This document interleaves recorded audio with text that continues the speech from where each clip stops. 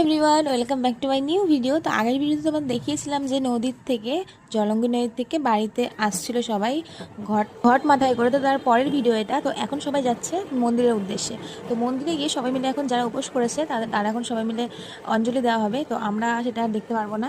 তো অঞ্জলি দেওয়ার পর বা আগে ঝাপান গান শুরু হবে, তারপর পুজো শুরু হবে। কারণ আমাদের ঠাকুরের এখানকার একটা নিয়ম আছে যে ঝাপান গান শুরু না হওয়া পর্যন্ত পুজো শুরু হওয়া যাবে না। তো তারপর আমি আরও আমার হাজব্যান্ড মিলে চলে গেছিলাম ফল আর ঠাকুরের জন্য কিছু মিষ্টি নিয়ে আসতে। আর আমাদের এই নিয়ে আমরা বাড়ির দিকে রওনা দিলাম। আর এই দেখো আমাদের পাড়ার মন্দিরটা কি সুন্দর করে সামনেটা লাইটিং দিয়ে কত সুন্দর করে সাজিয়েছে। বাড়িতে এসে দেখি ঝাপার ঘরও আরম্ভ হয়ে গেছে এদিকে, আর এদিকে পুজোও আরম্ভ হয়ে গেছে। তো আমি ফল মিষ্টি ঠাকুরকে দিয়ে দিলাম, দিয়ে আমিও রেডি হয়ে চলে গেলাম বাড়ি।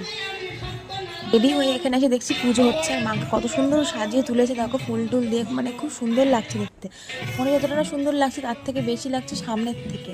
দেখতে মনে হচ্ছে মুখটা দেখেই যায় এত সুন্দর লাগছে দেখতে মায়ের মুখটা। তো তোমরাও দর্শন করে নাও আমাদের কৃষ্ণনগরের মা, রানী মা মনসা।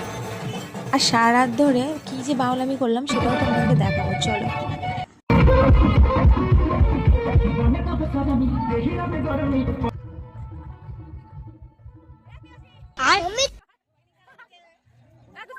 আজকে প্রায় ভোর 3টে সাড়ে 3টে। তো এখন আমরা যাব চা খেতে শঙ্করে।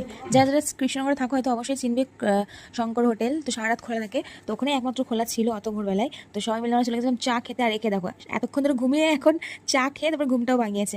আর এই যে ওয়েদারটা, কি বলবো, সকালবেলার ওয়েদারটা এত সুন্দর, বহুদিন পর উঠলাম। একমাত্র মহাসবের টাইমে ওটা হয় ঘুম থেকে এত সকালে। ওটা এটুকুনি ছিল। তো ভালো লাগলে লাইক, কমেন্ট অ্যান্ড শেয়ার করে দাও। টাটা।